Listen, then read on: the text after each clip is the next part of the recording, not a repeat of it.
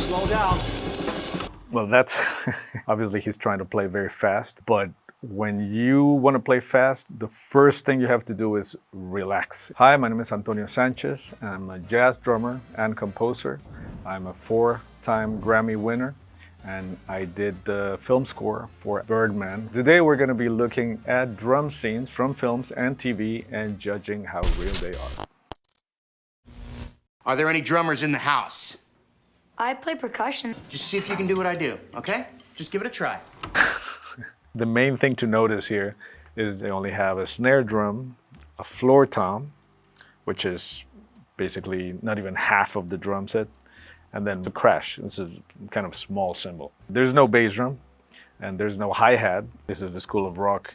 You need a bass drum. It's like the heartbeat of the whole thing. So those are really not at all the elements that you would need to do a good rock groove.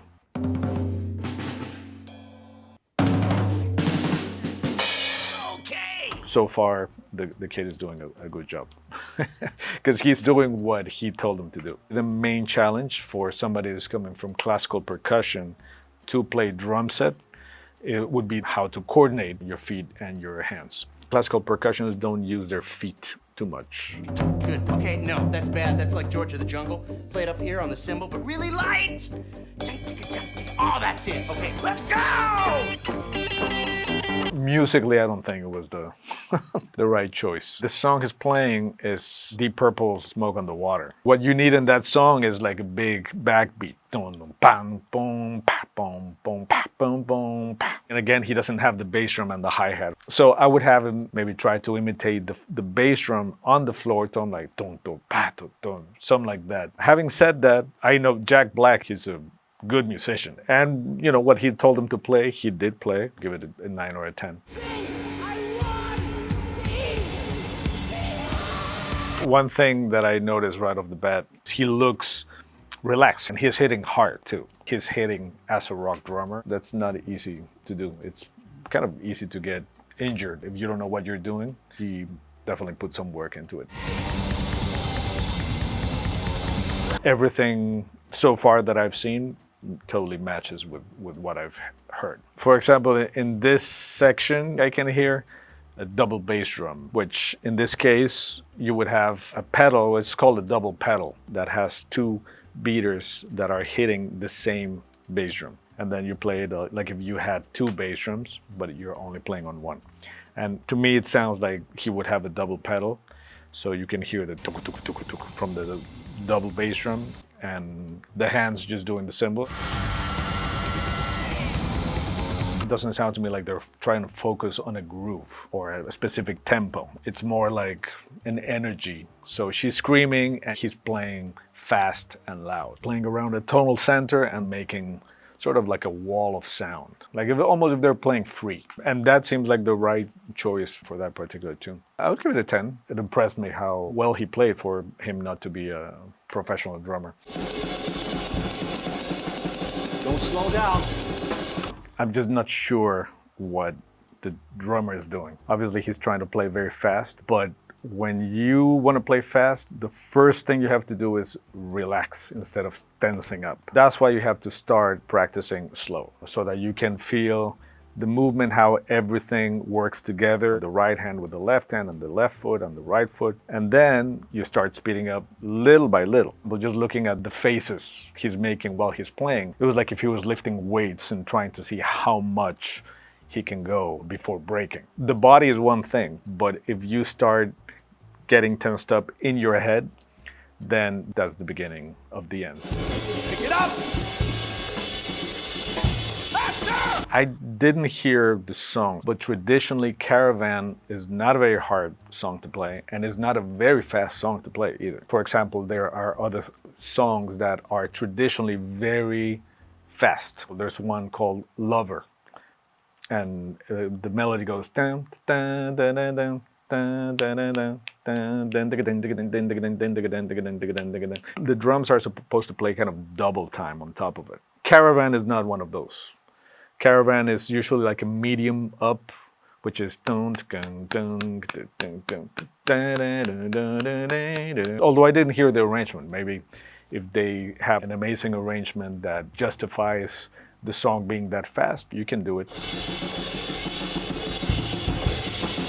Whatever it is that he's doing, it's not music. I don't hear any real tempo. I don't hear a clear pattern. When you're playing jazz at a very fast tempo, you start usually with quarter notes on the right cymbals, which is 1, 2, 3, 4, 1, 2, 3, 4. Then the right pattern, which is the quintessential jazz bebop pattern, which is what makes it swing, is 1, 2, 3, 4, 1, 2, 3, 4, jing, jing, jing, jing, jing. We don't have a hi-hat today, but that would be going in 2 and 4. 1, 2, 3, 4, 1, 2, 3, 4. That's the basic pulse. And then on your left hand, you would be just kind of conversing on what's going on with the music. And then you speed that up. But nothing he was doing was relating to that. There's no pulse, there's no finesse, there's no nuance. So it's just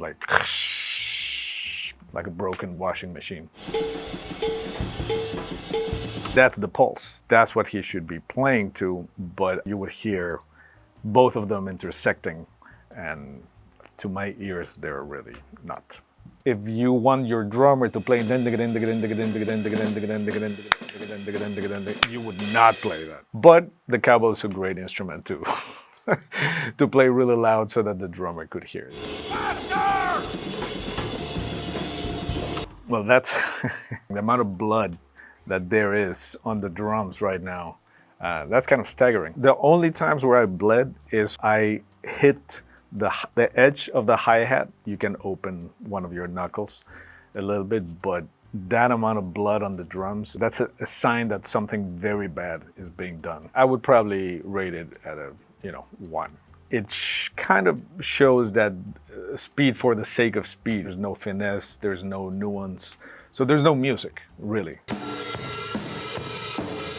My shoulders and my neck hurt just by watching him play. I remember this guy. There was a famous clip going on. He was doing all that stuff. I remember watching it and I was laughing because it looked so crazy, but he sounded really good. To me, it's very hard. Because I've always emphasized trying to make the least amount of movement and get the most out of the sound. And he's doing the most amount of movement he possibly can. Having said that, he plays great. The grooves and licks that Steve is playing, they're fairly complicated. A lick is basically a pattern that you learn that you can throw at any given moment. So if you do, that's one lick. Well, Kevin didn't necessarily play any drums. He just hit the cymbal a couple of times, and that's it. You can tell he's never really played a drum set in his life, which is fine. I think that's the idea of the scene.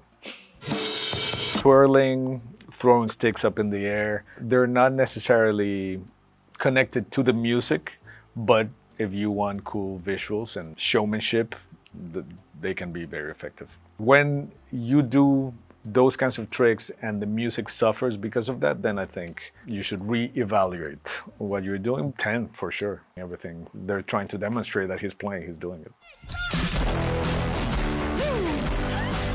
It wasn't that bad. That's a very simple drum beat. When it comes to drumming styles, there's some that are inherently easier than others. Rock is usually where you start because it's one of the most simple ways to create already like a cool beat. If you're gonna do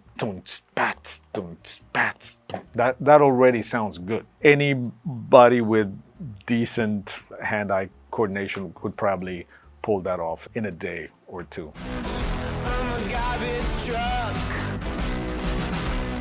Is not totally lining up with what you're hearing. Movies, for some reason, they usually don't get the syncing with the image and the music really well done. Drums is very precise. With guitars or bass, you cannot really tell that much because there's not that clear attack as when you're trying to hit something.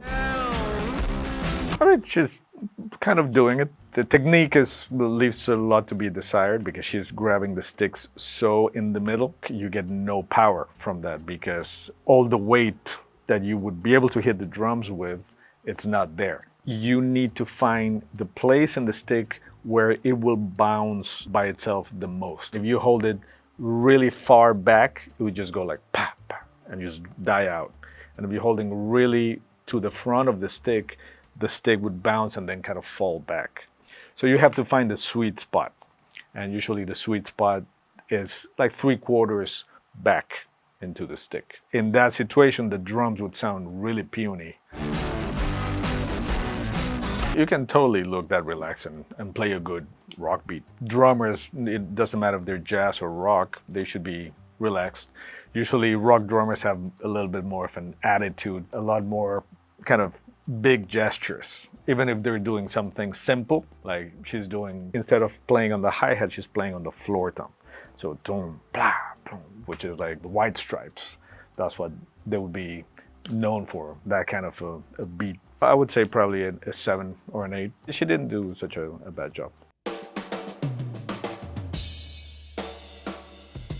So that's one thing. Many people maybe don't know exactly what it's called or why people play this way. What he's playing here is called traditional grip, which takes a lot longer to learn. When you play traditional grip, these 2 fingers are kind of not doing much. You have to find different ways to make these 2 fingers do the work of all these 4 fingers. And then you're doing it with your weak hand, which is the left, in terms of like he's doing it or the way I do it.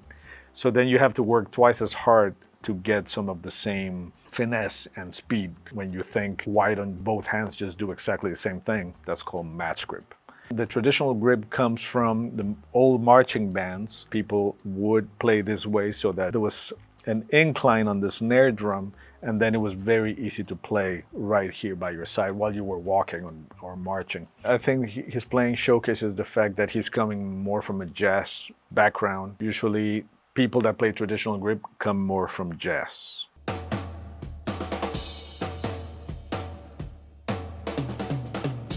Sounds good. What he started playing, boom, blah, blah, blah, boom, blah, blah, was totally accurate for that time period in the 60s and 70s too. Like for example, the Beach Boys had a lot of songs that had that kind of a vibe.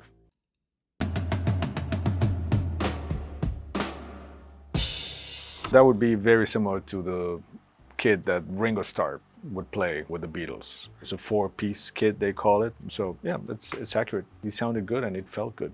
I think 10.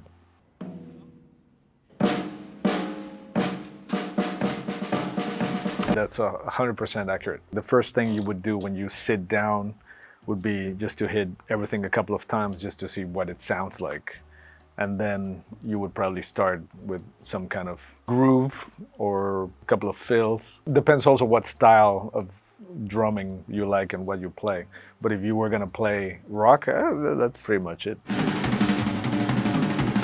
That would have been my dream drum kit back then. In the 80s, this was like a thing. For example, Rush, Neil Peart had a gigantic kit. This drum set is in what they call a cage, which is it's like a metal bar that goes around the drum set where you set everything on top, which was very popular during the 80s. But what I noticed is that he's just using the left side of the kit. Normally your right leg would be on the right bass drum. And I know Dana Carvey, he actually plays the drums.